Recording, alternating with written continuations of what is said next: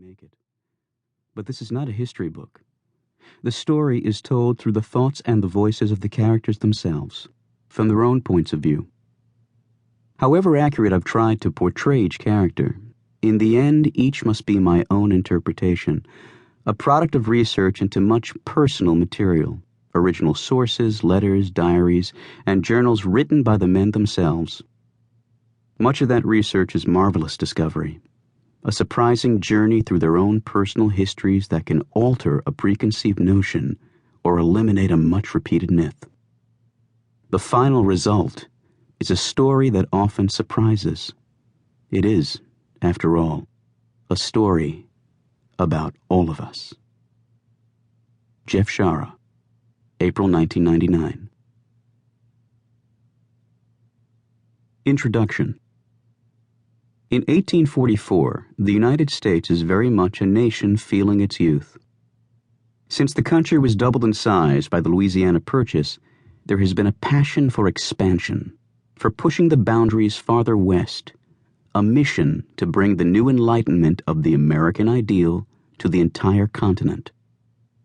To politicians in Washington, this expansion is justified not just by an enthusiasm for our system of government, but by official policy.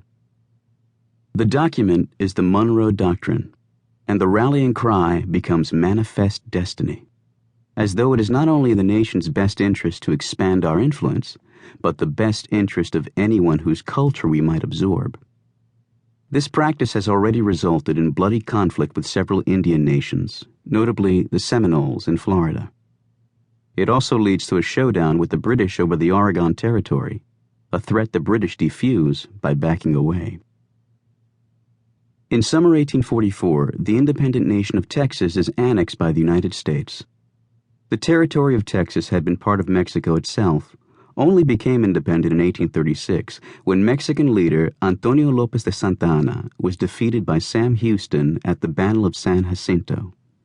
This defeat followed Santa Anna's highly publicized massacre of the defenders of the Alamo in San Antonio. To the Mexican government, led by the moderate General José Joaquín de Herrera, the loss of Texas is a severe blow to Mexican pride. While Herrera favors negotiation to resolve differences, specifically the growing border disputes, loud voices of ultra-patriotism within his country consider the loss an outrage, an assault on the sovereignty of Mexico, which must be avenged. In December 1844, Texas is officially granted statehood. The decision is controversial.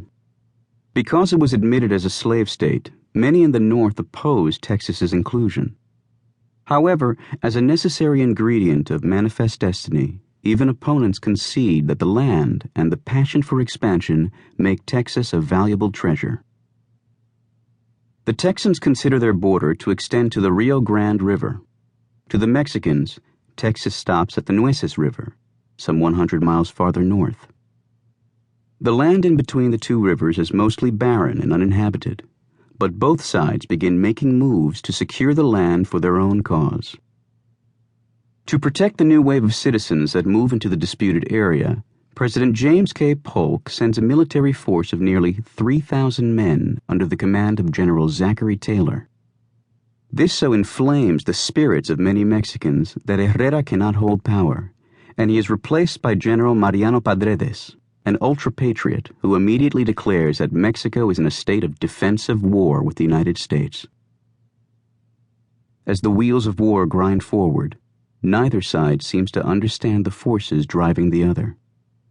The Mexicans are far from accepting manifest destiny as legitimate, and the Polk administration has no grasp of the nationalism and fiercely proud protectionism that so motivates the Mexicans. As Taylor's forces move into the disputed territory between the two rivers, Mexican General Ampudia marches troops northward, intending to turn Taylor away.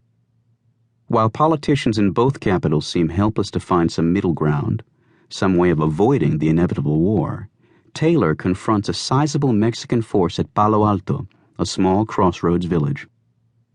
The resulting fight is the first engagement of the war, and is a decided victory for Taylor and the Americans.